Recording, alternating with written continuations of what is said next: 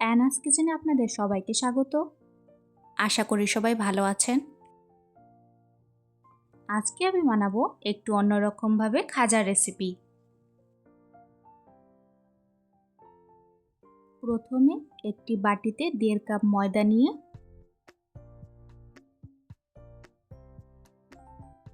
সামান্য নুন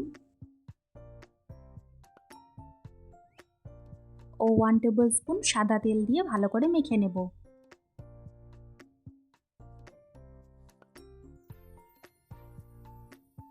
ভালো করে একটু সময় নিয়ে এইভাবে মেখে নিতে হবে।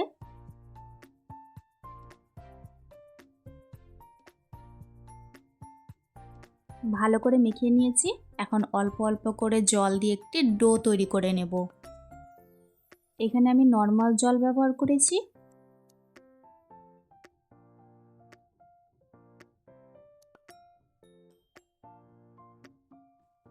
আমি একটি সফট ডো তৈরি করে নিয়েছি।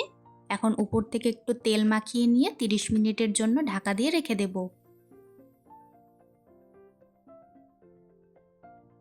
এরপর একটি বাটিতে 2 টেবিল স্পুন কর্নফ্লোর ও 2 টেবিল স্পুন তেল দিয়ে গুলে রাখবো।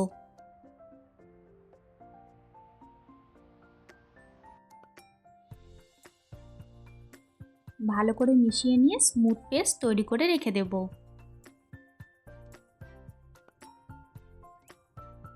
তিরিশ মিনিট পর আবার একটু ভালো করে মেখে নিয়ে লেচি কেটে নেব।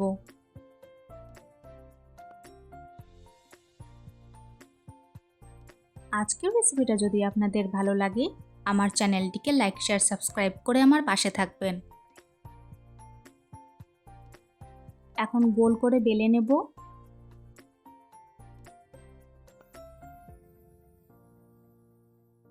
বেলে নিয়ে কর্নফ্লোর ও তেলের মিশ্রণটা এভাবে লাগিয়ে নেব। এরপর আরেকটি রুটি রেখে আবারও সেম প্রসেসটা রিপিট করে নেব।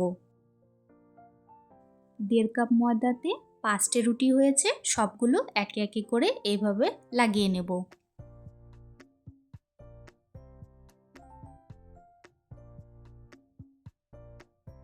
লাস্ট রুটিটা দিয়ে আবারও কর্নফ্লোরের মিশ্রণ লাগিয়ে নিয়ে এইভাবে রোল করে নেব। খাজা তো অনেকভাবে বানানো যায়, একবার আমার রেসিপিটি ফলো করে এইভাবে বানিয়ে খাবেন, আশা করি ভালো লাগবে।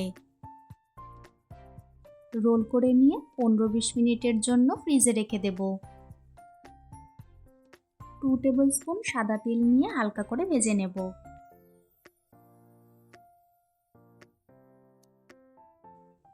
এখন কড়াইতে 1 কাপ গুড় নিয়ে ভালো করে জাল করে নেব। আমি এই খাজা বানাতে কোনো রকম চিনি ব্যবহার করিনি। গুড় জাল দিয়ে একতার করে নিতে হবে।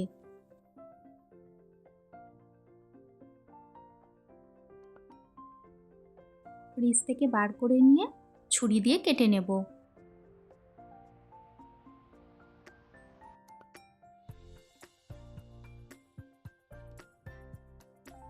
এভাবে ছোট করে কেটে নিয়েছি।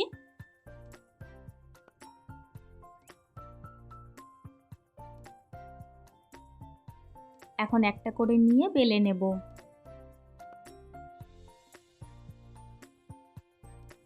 হালকা হাতে বেলে নিতে হবে।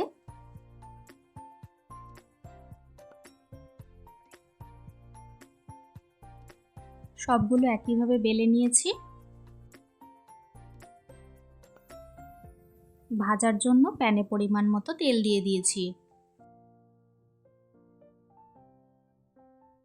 তেল গরম হয়ে আসলে 2 বা 3টে করে দিয়ে ভালো করে ভেজে নেব।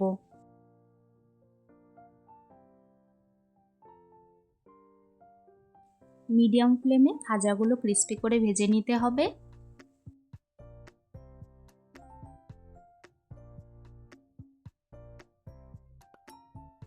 উল্টে পাল্টে দুটো সাইডে খুব ভালো করে ভেজে নিয়েছি। এখন একটি পাত্রে তুলে রাখবো। সবগুলো খাজা একইভাবে ভেজে নেব।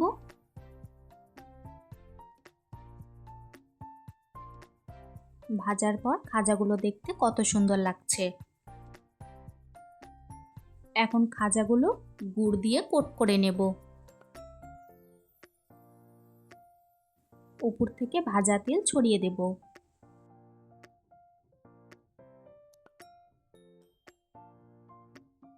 সবগুলো খাজা একইভাবে গুড় দিয়ে কোট করে নিয়ে সাদা তেল লাগিয়ে নিলে তৈরি হয়ে গেল আমাদের আজকের রেসিপি। খুবই টেস্টি, সম্পূর্ণ অন্যরকমভাবে খাজা। রেসিপিটি কেমন লাগলো অবশ্যই কমেন্টসে জানিও।